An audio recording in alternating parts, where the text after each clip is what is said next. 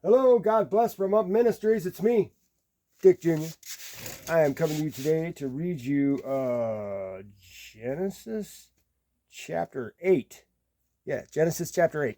Now, I prayed and I asked God to help me to speak with you before I started this video today. And I suggest anytime you place yourself in God's Word, you pray also, and that you ask Him for knowledge, wisdom, and understanding specifically. He's going to give them to you. That's His promise, not mine, and it's in this book. In a lot of places, you go looking for it. But the reason why He wants us to understand what is in this book is because it contains His perfect plan of salvation through Jesus Christ, His Son. That's all contained in this book, from the creation to the last day. It's all in here, everything you need to know. So, that being said, let's go ahead and get started here in Genesis chapter 8. But God remembered Noah and all the beasts and all the cattle that were with him in the ark, and God caused a wind to pass over the earth, and the waters subsided. Also, the fountains of the deep and the floodgates of the sky were closed, and the rain from the sky was restrained, and the water receded steadily from the earth. And at the end of 150 days, the water decreased. In the 7th month, on the 7th day of the month, the ark rested upon the mountain of Ararat. The water decreased steadily until the 10th month. In the 10th month, on the first day of the month, the tops of the mountains became visible. Then it came about at the end of 40 days that Noah opened the window of the ark, which he had made, and he sent out a raven, and it flew here and there until the water was dried up from the earth. Then he sent out a dove from him to see if the water was abated from the face of the land.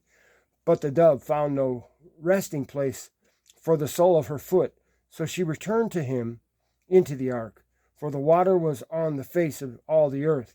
And then he put out his hand and took her and brought her into the ark to himself. So he waited yet another 7 days, and again he sent out the dove from the ark. The dove came to him toward evening, and behold, in her beak was a freshly picked olive leaf. So Noah knew that the water was abated from the earth.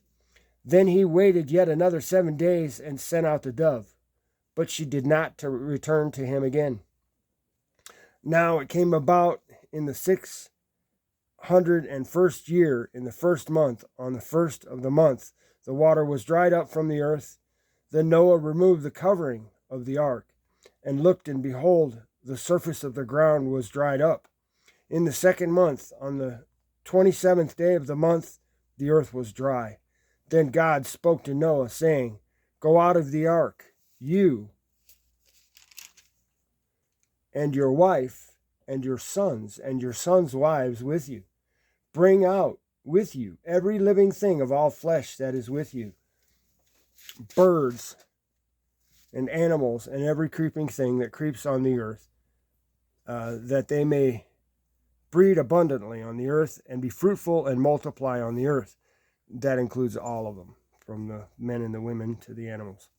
Anyway, so Noah went out, and his sons and his wife and his sons' wives with him. Every beast, every creeping thing, and every bird, everything that moves on the earth, went out by their families from the ark. Then Noah built an altar to the Lord, and took of every clean animal and of every clean bird, and offered burnt offerings to the Lord. The Lord smelled the soothing aroma, and the Lord said to himself, I will never again curse the ground on account of man. The ground, or for the intent of man's heart is evil from his youth. And I will never again destroy every living thing as I have done. While the earth remains, seed time and harvest, and cold and heat, and summer and winter, and day and night shall not cease. And that is all I have for Genesis chapter 8. Thanks for listening. God bless.